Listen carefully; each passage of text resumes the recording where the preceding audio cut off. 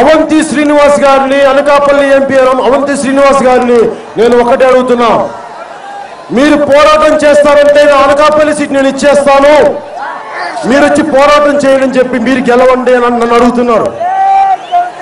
శ్రీనివాస్ గారికి నేను చెప్పదలుచుకున్నా, శ్రీనివాస్ గారు ప్రజారాజ్యం పార్టీలో నేనున్నా, నిజంగా నాకే ఎంపీ కావాలనుకుంటే నాకు ఎవరు ఇవ్వాలండి, నేనే తీసుకుంటాను, నన్ను ఆపేది ఎవరండి? మీ అందరూ నాకంటే తెలియదు కొత్త వాడిని, రాజకీయాలు మీరు బాగా చేస్తారని కదా మీరు అంత నిష్ణాతులను పంపించింది, మీరు వదిలేస్తే ఎలాగా? అందుకు నేను అవంతి శ్రీనివాస్ గారికి ఒక చెప్తున్నా, మీలో నిజంగా తెలుగు ప్రజల ఆత్మగౌరవం కాపాడగలిగి సీమాంధ్ర ప్రాంత ప్రజల ఆత్మగౌరవం కాపాడాలంటే మీరు రాజీనామా చేసేయండి. మీరు రాజీనామా చేసి అందరికీ మార్గదర్శకంగా నిలవండి. తిరిగి మీరు దగ్గరుండి నేను గెలిపించుకుంటాను. మీరు రాజీనామా చేయండి, అనకాపల్లికి వచ్చి అనకాపల్లిలో కూర్చొని మిమ్మల్ని గెలిపించుకునే బాధ్యత పవన్ కళ్యాణ్ జనసేనది, మన జనసేన సైనికులు. మీరు స్ఫూర్తిగా నిలవండి. మీరు స్ఫూర్తిగా నిలిస్తే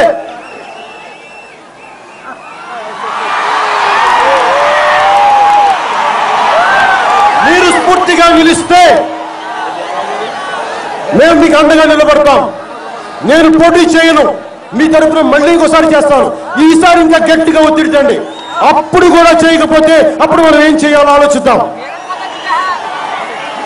నేను వెంకయ్యనాయుడు గారు, మీరు పెద్దవారు, నాకు మీరంటే గౌరవం, కానీ మీరు పెద్దరికమైన పదవి వేసుకొని మీరు సీమాంధ్ర ప్రాంత యువతికి అన్యాయం జరుగుతుంటే పార్లమెంటరీస్ని చూసి అనుకోకండి. మా ప్రజలను చూడండి, మా అనంతపూర్ని చూడండి, మా కర్నూలుని చూడండి, మా కడపని చూడండి, మా చిత్తూరుని చూడండి, మా శ్రీకాకుళం జిల్లాని చూడండి, మా వైజాగ్ని చూడండి, మా విజయనగరాన్ని చూడండి, మా తూర్పు గోదావరిని చూడండి, మా కాకినాడని చూడండి, మా తూర్పు గోదావరిని చూడండి, మా అమలాపురాన్ని చూడండి, మా రాజమండ్రిని చూడండి, మా విజయవాడని చూడండి, మా గుంటూరుని చూడండి, నేను పెరిగిన ఒంగోలు చూడండి, నేను పెరిగిన నెల్లూరులో చూడండి, అలాగే నేను పుట్టిన గుంటూరుని కూడా చూడండి. దయచేసి ఇంతమంది ప్రజలను చూసి మీరు స్పెషల్ స్టేటస్ ఇవ్వాలి. కానీ మురళీమోహన్ గారికి వ్యాపారంలో నాకేం పాప, ఆయన ఎవరిని దోచి కాదు, ఆయన వ్యాపారం చేసి సంపాదించారు, నాకు ఇబ్బంది ఏం లేదు. నేను ఎప్పుడు వ్యాపారం చేయడం పాపని చెప్పలేదండి. నేనేమంటానంటే డబ్బులున్న రాజకీయ పనులు దుర్మార్గులని అన్నానా? నేను అలా అనలా. మిమ్మల్ని చూసి వాళ్ళకి చులకనగా ఉందేమో, ఎందుకు ఇలా అనుకుంటున్నారేమో నా ఉద్దేశంతో అన్నాను. నేను ఎదగడానికి వ్యతిరేకిని కాదండి. అరే, నేను కడియంలో కొన్న నర్సరీలో కొన్న మొక్కలు ఎదగాలనుకుంటాయి, మీరు ఎదగాలని ఎందుకు అనుకోను? మన కడియంలో కొన్న మొక్కలు నేను ఫామ్ హౌస్లో వేస్తే ఎదుగుతూ ఉంటాయి. ఇంత మొక్కలు ఉన్నాయి, ఈరోజు అంత అయినాయి, నాకంటే ఎత్తైనాయి. అరే, ఎదుగుతానని నేను ఎందుకు ఆపుతాను? నా ఉద్దేశం ఒకటే, ఇప్పుడు మీ బిజినెస్లో, మీ వ్యాపారాల్లో చూపించినంత దక్షత, సమర్థత ప్రజా సమస్యల మీద కూడా పెట్టండి. నేను కోరుకునేది అదే. అలా కాకుండా పార్లమెంట్లో కూర్చొని ఏమండి మన కాంట్రాక్ట్ ఏమైంది, ఆ మినిస్టర్తో మాట్లాడదాం అనుకుంటే ఎట్లాగా? ఆ ఉద్దేశంతో నేను అన్నాను. నా ఉద్దేశం ఏంటి, మీరు సుఖపడండి. నేను మిమ్మల్ని సుఖపడమని చెప్పట్లే, కానీ ప్రజల్ని మట్టుకు కష్టపెట్టకండి, ఇదే నేను మీకు చెప్పేది. మీరు సుఖపడితే నాకు అభ్యంతరం లేదు, కానీ ప్రజల్ని కష్టపడితే నాకు ఖచ్చితంగా అభ్యంతరమే.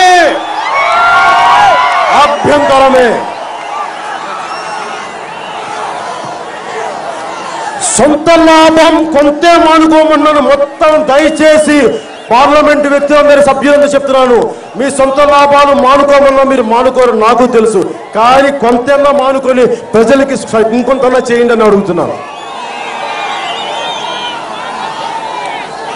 తెలుగుదేశం పార్టీ నాయకులకి నేను నా అన్నయ్యని వదిలి, మా వదిన్ని వదిలి, మా అమ్మని వదిలి, మా అక్క చెల్లెల్ని వదిలి కాదనుకొని నేను తెలుగుదేశం పార్టీకి, భారతీయ జనతా పార్టీకి నేను కొమ్ము కాశాను, భుజం కాశాను, ప్రాణాలు తెగించేలా మీకు అండగా నిలబడ్డాను.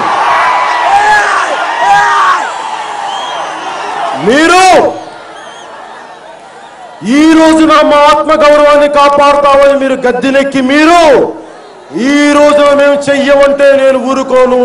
ఇక్కడున్న ఒక్క జనసేన సైనికుడు కూడా ఊరుకోడు.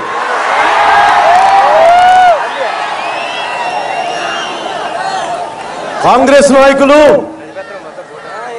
కేవీపీ రామచంద్రరావు గారు అంటారు, మొన్న మేము కాంగ్రెస్ చేసిన తప్పిదాన్ని మీరు చేయకూడదంట. నాకు అర్థం కావట్లా. ఈ పుస్తకం లెజిస్లేటింగ్ ఫర్ జస్టిస్ అని చెప్పి భూసేకరణ చట్టం కొత్త తీసుకొచ్చారు. 1880 తర్వాత 2000 తీసుకొచ్చారు కాంగ్రెస్ ప్రభుత్వం. ఇది రాసింది శ్రీ జయరాం రమేష్, ఇంకొకరు, ఇద్దరు కలిపి రాశారు. నేను అడిగేది ఒకటే, జయరాం రమేష్ గారు, మీరింత తెలివిగల వ్యక్తి, మీరింత నిబద్ధత గల వ్యక్తి, నేను మీ ఇంటిగ్రిటీని శంకించట్లేదు, కానీ మీరు ఎందుకు కాంగ్రెస్ నాయకుల ప్రశ్న ఏంటంటే, మీరు 2004 నుంచి చెప్తున్నారు తెలంగాణ ఇస్తామన్నప్పుడు మీరు ఎందుకు మాకు రాజధానిని మీరు ముందే ఎందుకు సెలెక్ట్ చేయలేదు? ఎందుకు నిధులు ఇవ్వలేదు? ఎందుకు మమ్మల్ని 42 సంవత్సరాల తర్వాత మెడపెట్టి తోసి తిట్టించి మాకు ఎందుకు కడుపు మంట కలిగించారు? ఎందుకు?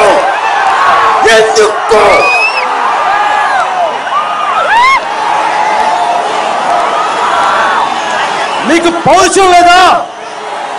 ఎంపీలారా, ఒంటికి కొంచెం కారం రాసుకొని 2 ముద్దలు కారం తిని పార్లమెంట్ లో పోరాటం చేయండి. అప్పుడన్నా మీకు పౌరుషం ఉంటుందేమో. అప్పటికి మీకు పౌరుషం లేకపోతే ఇంక నేనేం చేయలేను. సీమాంధ్రులు పౌరుషం ఇంత అనుకుంటాను. అప్పుడు మీరు రాజకీయాల్లో మేము సీమాంధ్ర ప్రజల తరపున పోరాడతామన్న మాటలు మటుకు దయచేసి చెప్పకండి, ఇక నమ్మరు. ఏమండి, ఇక్కడ అన్నదమ్ముని అక్క చెల్లెల్ని అందరినీ అడుగుతున్నాం, అకౌంటబిలిటీ తప్పు చేస్తే ఐఏఎస్ ఆఫీసర్లకేనా అండి, ఐపీఎస్లకేనా అండి, ప్రభుత్వ ఉద్యోగులకేనా? రాజకీయ నాయకులు అకౌంటబిలిటీ తెలియదా? మాట ఇచ్చి మాట తప్పుకున్న రాజకీయ నాయకుల్ని ఎవరు నిలబెడతారు? మీరు తప్పు చేశారని మనమే నిలబెట్టాలి, ప్రజలు నిలబెట్టాలి, దేశం మొత్తం ఉన్న ప్రజలు నిలబెట్టి తీరాలి. మీరు మాటిచ్చి తప్పించుకుంటే మీరు తప్పించుకోవడానికి లేదు. మేము ఊరుకు చూస్తూ ఊరుకోం. టీజీ వెంకటేష్ గారు నన్ను కుంభకర్ణులు అన్నారు. నేను కళ్ళు తెరిస్తే చాలా మాట్లాడగలను తెలుగుదేశం ప్రభుత్వం మీద, మీ మీద. మీరు కర్నూలులో మీ పరిశ్రమలు చాలా కాలుష్యం జరుగుతున్నాయి. నేను వాటి గురించి కూడా మాట్లాడగలను. ప్రజలు తాగే నీళ్ళలో కలిసిపోతే అందరికీ రోగాల బారిన పడుతున్నారు. మహబూబ్ నగర్లో, అలంపూర్లో మీకు సంగతి తెలుసా? మీరు నాకు రాజకీయాల గురించి నాకు చెప్పకండి. నేను మీలాగా అవకాశవాదపు రాజకీయాలు చేయను. ఇంకో చెప్తున్నాను, టీజీ వెంకటేష్ గారు సభాముఖంగా, గౌరవనీయులు టీజీ వెంకటేష్ గారు, నాకు మీరంటే గౌరవం. ఎందుకంటే సుస్వాగతం సినిమాకి వారి ఇంట్లో నేను ఆతిథ్యం స్వీకరించాను.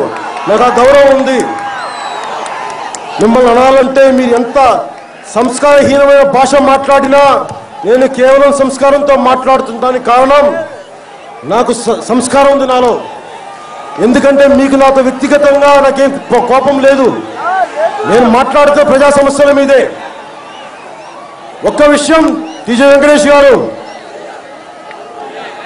జనసేన సైనికులలో, ఇక్కడున్న జనసేన సైనికులలో ఒక్కరు వద్దనుకున్న రాజ్యసభ సీట్ అయితే మీరు కూర్చున్నది. ఒక్కరు వద్దనుకున్నారు. అవసరం లేదు, మనం నిస్వార్థంగా నిలబడతాం. వాళ్ళ వదిలేసిన సీటు మీద మీరు కూర్చొని ఇప్పుడు మమ్మల్ని వెక్కిరిస్తున్నారా, మమ్మల్ని తిడుతున్నారా, ఏమనుకుంటున్నారండి మీరు? ఒక్కసారి అడగండి. మీరు కాంగ్రెస్ నుంచి తెలుగుదేశంకి వచ్చినట్టు మీకు తెలియదేమో. ఒక్కసారి మేము వారికి ఎంత పాటుపడ్డాం, మేము చేసింది ఉడత సాయమే, మేము చేసిన ఉడత సాయమే. మేము దాన్ని గొప్పగా చెప్పుకోవాలి. కాకపోతే ఉడత సాయం చేసిన మా సాయమే, మర్చిపోకండి.